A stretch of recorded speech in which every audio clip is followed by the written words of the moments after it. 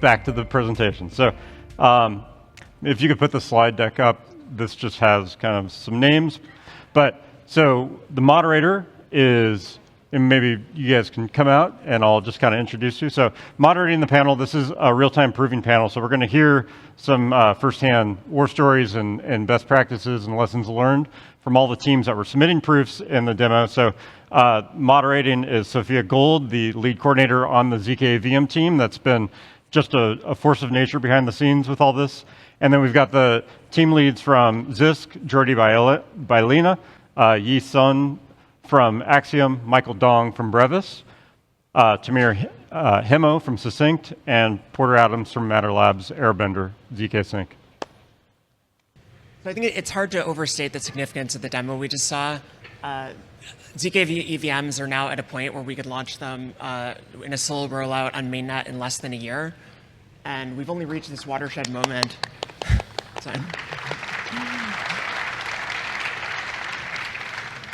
We've only reached this moment through an incredible amount of work and a really world-class level of talent from all the ZK VM teams up on stage here. So perhaps you can give them a round of applause.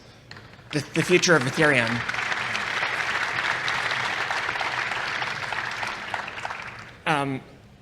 So questions for the panelists. I guess let's start out hot. In addition to the a tester client demo we just saw, most of the teams up here, you've done your own real-time proving demonstrations throughout the past several months on often different hardware, targeting different levels of percentage of mainnet blocks proven, different levels of latency even. And so I'm going to ask something that I've been asked by many people in the community. Are real-time proving demos dishonest marketing or valuable proof of work that drives the needle forward for the future of Ethereum? Do we do by order, yeah, I can. I guess I can start. I can. Yeah. So we have not done such a demo, but I would say my viewpoint is similar to the Securities and Exchange Commission, where in US equities, what matters is not what you do, but whether you disclose it. So I think that so long as all the demos are clearly disclosing the assumptions and security guarantees, then it is helpful to see what teams deem to be the most interesting thing they can present. I think it's time now to, probably we achieve, I think real-time proving is a reality. I think nobody excuses that. We have seen in the demo, but I mean, internal teams, we know that this is possible. And now we need to have, need to find new challenges. I think that security, of course, is the first one. Putting all the things in production is maybe another one. Of course, other more technical things like proving sites, verification time. I mean, there is a lot of things that probably still some optimizations, but it's good that we change a little bit this challenge. I mean, probably it's time to compete, if you want, but maybe compete with other parameters if this needs to be to follow and to continue improving the space. Yeah, just say one thing about marketing. In May, we did a demo for the feasibility of real-time proving, where we used a lot of GPUs to prove over 94% of blocks. And Ethereum is a community of people, and I think it's good for the people to know what's happening and that this is a feasible thing. So if we convince all the validators to switch to proving, I think they need to get guarantees that this is a good thing for them to do. And I also agree with Jordi that once we have a standard for what is secure and what is an acceptable real-time proof, that will also be good. I think people are optimizing for different things. For you, it was the bits of security. For us in conjectures, there's all kinds of different things that are important to us. Yeah, well, I guess I can also answer to that marketing stunt question.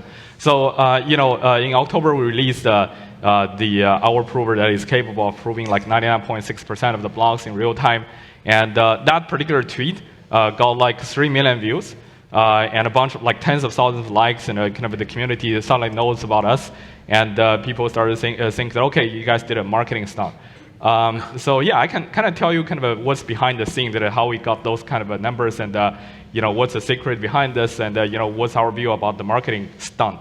So first of all, there's no overstatement of numbers in any kind. So our tweet was actually kind of extremely dry. It's something like announcing Pico Prism that we did, let's see what's a tweet, yeah. So it's something like, yeah, announcing Pico Prism that we reached like 99.6% of the, we can prove Ethereum block, 99.6% of Ethereum blocks under 12 seconds. This is like as plain as this. And, accompanying with that tweet, we have a fully reproducible step-by-step GitHub repo that allows you to reproduce the performance that we just showed. And the numbers themselves are not also kind of doctored in any sense, because like we asked Justin, how can we convince you that we reach real-time proving? Justin said, don't do random sampling. You just prove one single day of block, every single block. And we say which day. Justin said September 1st. And OK, we did that. So that's how we got those numbers. But in fact, our marketing operation is kind of not really good, because we didn't even go to any PR agency. We didn't even pay any PR agency to put this out to the PR media outlets. What really happened was that Ethereum Foundation, we basically just asked Ethereum Foundation to see, OK, we did this, and we have all these kind of comprehensive results. Can you help us to retweet this? And very gratefully, Ethereum Foundation helped us do that. Justin did that too, but Justin retweeted with like very long posts mentioning all these ZK VMs as well. So that's what happened. And we also work with numerous different partners. So our partner amplified, and somewhere along the line, Vitalik also helped us to retweet. And this whole thing got viral and got a kind of 3 million views. So there's really no kind of a secretive marketing operation planning behind this. This is just what happened. And but I can understand people are surprised, because we are probably the poorest ZK VM team out there, and we just announced like the thing less than a year ago, and we did this while we kind of launched like 35 different partners that are using our product live in production. So people say, oh my God, there must be something fishy about this. So so I have a confession to make that we definitely cheated. This is how we cheated. So our team works at least 100 hours per week for 300 days. No vacation, no national holiday, no weekends. This is how we did it. You guys can learn from it, basically. And onto the topic of marketing. So like I have been building in this space for like 10 years now. And things has changed. The world has changed. Now we're in the age of attention. Like people kind of drive attention and kind of have influence that way. A very unfortunate truth is that scammers and grifters, they are so good at getting attention because that's all they do, right? So we got to do some real work ourselves. So I would say, like in terms of marketing, we as the Ethereum community builders should be like Jedis, basically. We should not submit to the dark side of the force, but we should know how the force works. And whenever we did something that is amazing, we should report this with high integrity. But we should marketing stunt the shit of this, because it should be us, the builders, the innovators, the developers, the Ethereum lovers, who actually got the attention and get to influence where the entire industry is going, instead of those fucking scammers. Sorry, I got very emotional, but yeah, thank you. I will just add quickly, I know that this is probably the biggest audience for ZKVMs we've had. There's a lot more interest now. You might be newer to ZKVM marketing than we are on stage. I would say benchmarking before this was much more contentious, and there was a lot more that was kind of like hidden and hard to tell about the ZKVM announcements and benchmarks beforehand. I think ETH Proofs is like by far the most clarity we've had, and like it's a real world example that people can actually kind of see and measure and like understand. So very happy with this. Okay, let's ask something a little more technical. So I'm curious, what changes did you have to make to achieve real-time latency with low GPU count? And also, what changes do you expect to have to make in the future to grow with Ethereum? So in other words, to prove higher gas limits, shorter slot durations, or make your proofs smaller? I guess the most impactful change that we made was to switch to ahead-of-time compilation for execution. So we're now able to emulate RISC-V at about half of native speed, which was a pretty significant bottleneck in previous iterations of the system. Yeah, I would add to that. Execution is definitely a bottleneck for latency, because you can only prove what you can execute. For us, lowering the GPU count is basically cost. So building a new proof system that is built for the ZKVM workload was meaningful. And I think what we have to do next is, I mean, it's a full stack optimization problem, so there's places to improve all around. And I think there's also new techniques that are going to come in. So I think in the next year, we're going to see even better numbers, or that's what I foresee. We have some pending optimizations. Say probably the place where we have been pushing less is the zone of the client side. I mean, what goes from the client to the executor. I think there we are losing at least 1 to 2 seconds easily on that side, and we haven't probably go so deep in the client here. We help that all the clients, a good collaboration with the clients, expect a good collaboration with the clients, so we can improve this part of the proof. That's important.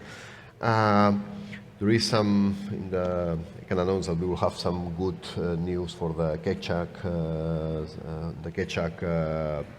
precompiled. That I think these are good optimizations there.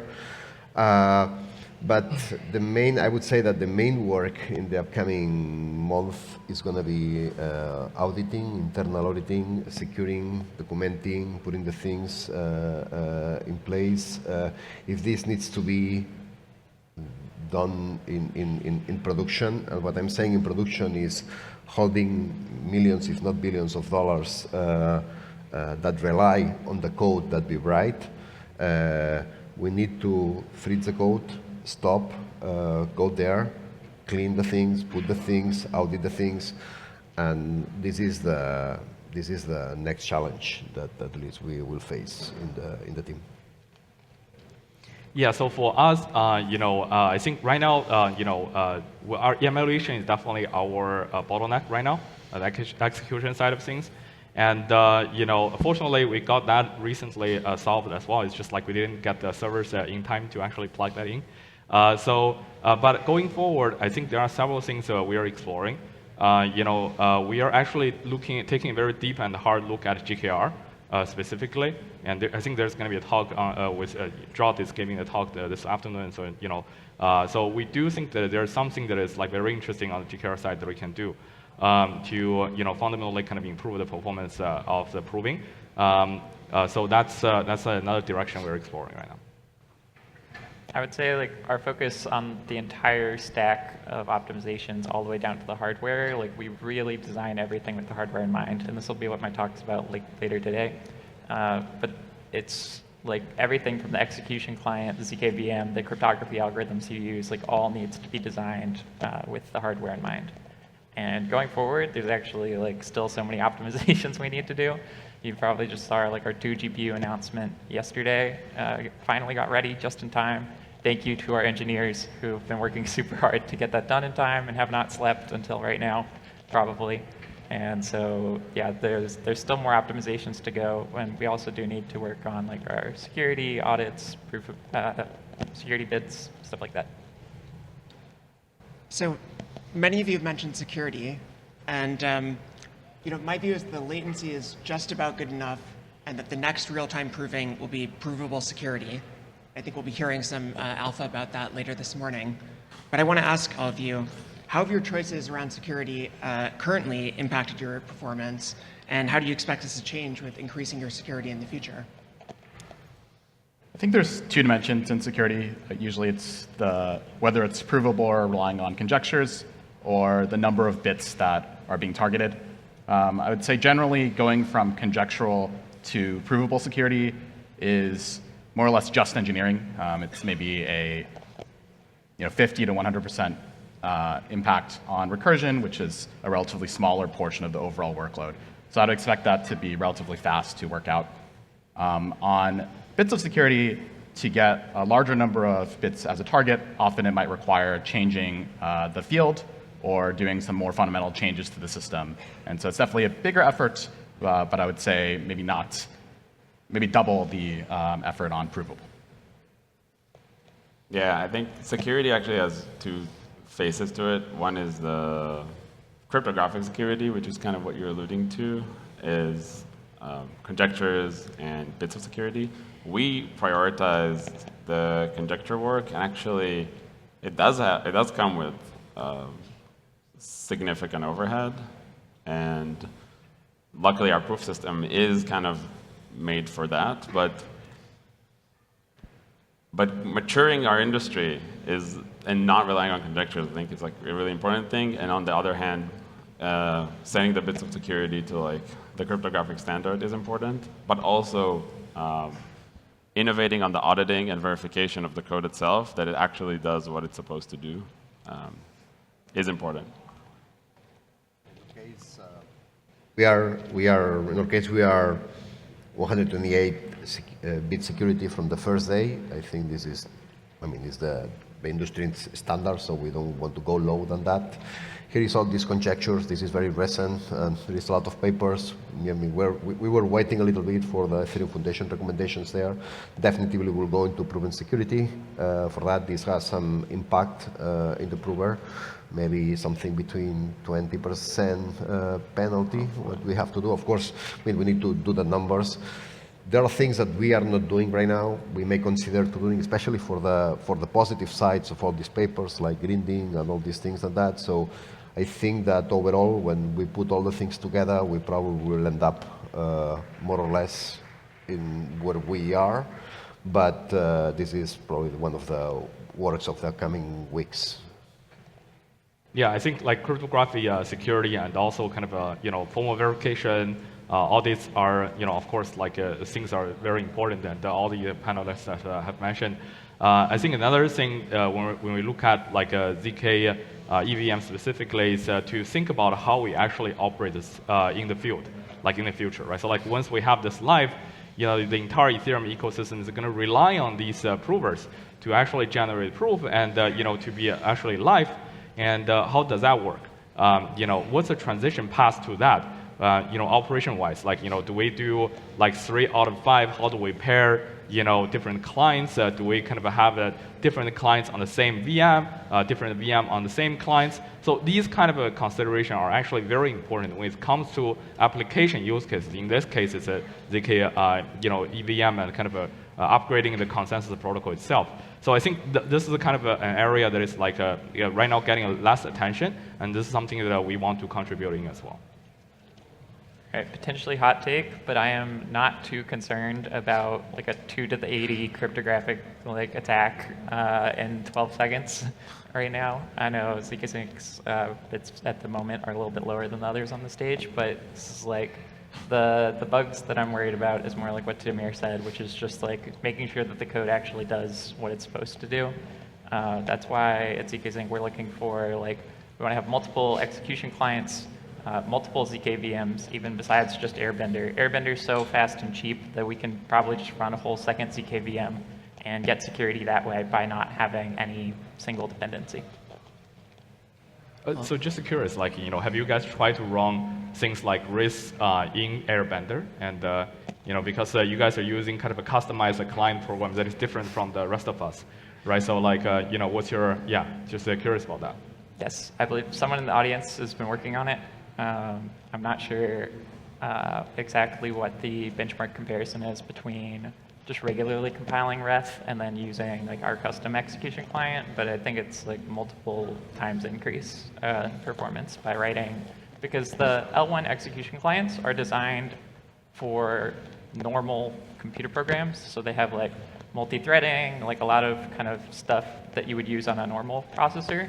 But then when you're trying to prove things inside the ZK VM, a lot of that stuff is like not too helpful and like kind of creates a lot of overhead.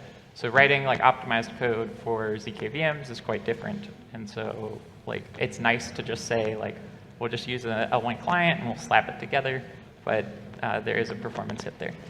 Yeah.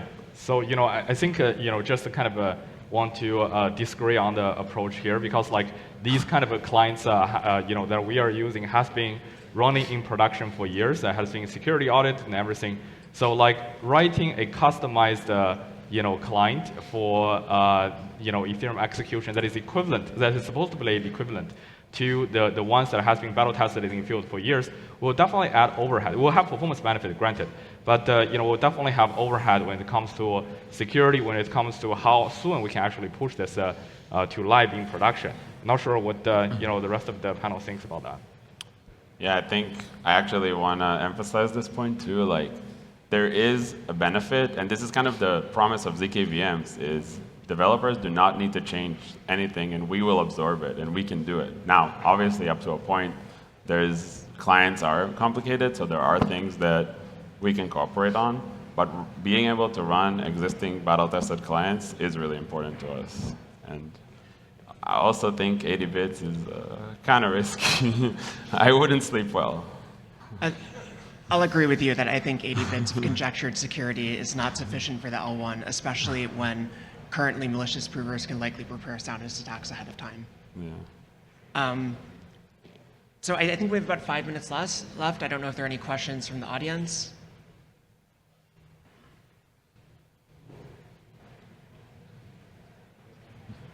Here's all the Meerkat questions. If you want to, it's sorted by popularity, so feel free to ask what you would like.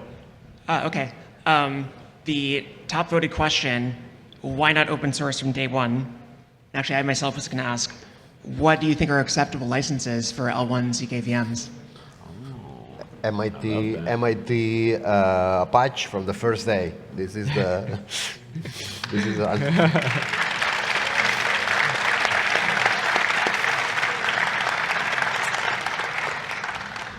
So, I mean, I appreciate Jordi's commitment to MIT. I actually I like it in a way. However, I also think there is a big question about our ecosystem. Like, how do we make it sustainable? Doing these ZK VMs took a lot of work for a lot of people that need to get paid somehow. And I think going too much on this, like, you have to be commoditized and open source is a little bit, the incentive is aligned in a bad way, because then I have to make money another way, right? So I think there is room to think about, okay, what can an L1 specific license look like? Or I think there's like, leave it to the business people to talk about.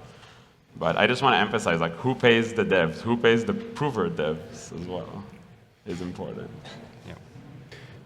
Ethereum has been developed in the open source space, and I mean, I think that Ethereum has been very well developed, and there are ways. Maybe they don't. I can agree that maybe they don't maximize. I mean, I know that launching a token and pumping it. I mean, this is good, and it's good for and you get a lot of money. But it's not the only way. It's not the only way to, I mean, to live from open source. A lot of open source that are not even in crypto, they survive quite well. Yeah. And if we're building common good, we need to do common good from scratch. I mean, I don't want having an Ethereum where you have to pay a royalty every time that the block is mined.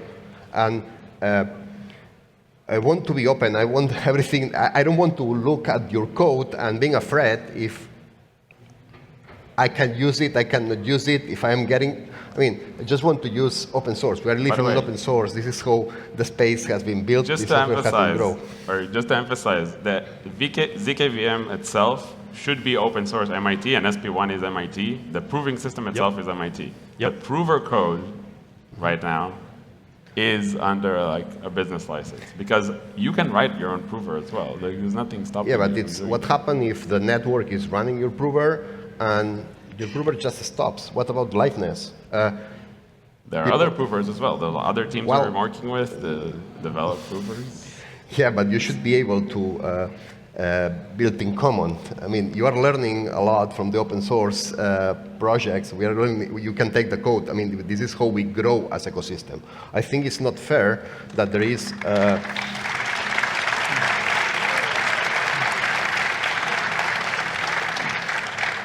I would say license aside, I do think licensing the prover and putting your monetization on proving actually creates kind of a negative incentive, in that if proving monetization is going to be cost plus, so as proving costs go down, the revenue opportunity goes down. So I don't actually see a case where cost plus proving aligns incentives between ZK teams and applications. Yeah. I mean, yeah. I mean, so for us, like, we care much less about the entire VM stack licensing, because, like, as mentioned, for us, like, we build a general verifiable computing platform, and ZK EVM and Ethereum execution is one of that. well, again, we're the poorest team here. It's like this guy have 100 million. There's like hundreds of millions. But so we need to kind of figure out. Don't you guys have a token? We don't. Yeah. So like Coming soon, TM. but what we focus on is that we kind of try to build more use cases that can use verifiable computing. Like ZK EVM is very important as a consensus layer, but you can actually tap into the power of verifiable computing now in your application, because you can offload some very complex computation into the ZK VM and into things like coprocessors that you can generate proof and then use that proof back in your smart contract today. You can actually tap into that power now. And this is the kind of thing that we build, and this is where we want to monetize, and not specifically kind of on the VM side. I know we're still kind of in the business license side, but we're kind of changing that pretty soon as well. Yeah. Nothing from your vendor? I mean, there's a panel later on who pays the provers. And that's,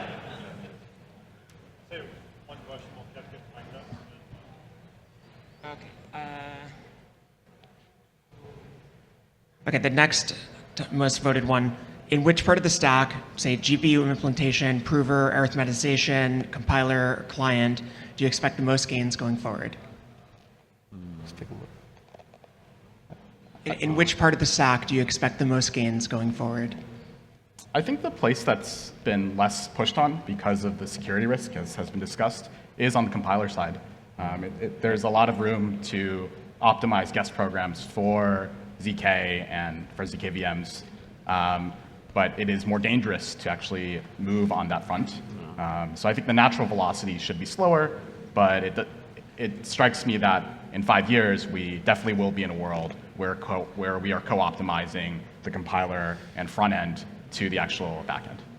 It's a balance. I mean, this is finding the balance between optimization and doing things very tricky and taking just the standard Ethereum clients that have been battle tested a lot and modifying minimally so that you keep the security. And it's a balance and probably the right place somewhere in the middle. I think the proving systems have not matured yet. This is a problem that researchers have only been really thinking about for a few years, and I think there's a lot of promise there. I think our engineers have already maxed out our GPUs. They're at like near 100% utilization all the time, so there's not much more progress to make there. I think it is like in the cryptography algorithms, like new proof systems, like maybe multilinear is better, stuff like that will be like the next big innovations. Okay, I think we're at time. The last thing I'll say is that we did a very similar panel on Thursday at the ZISC event with many of the same participants. I noticed that you guys are much better behaved and less controversial at an event put on by the Ethereum Foundation. So that makes me quite hopeful at our ability to standardize ZK VMs, and which I think is what we'll hear about next. Thank you. Thank you all.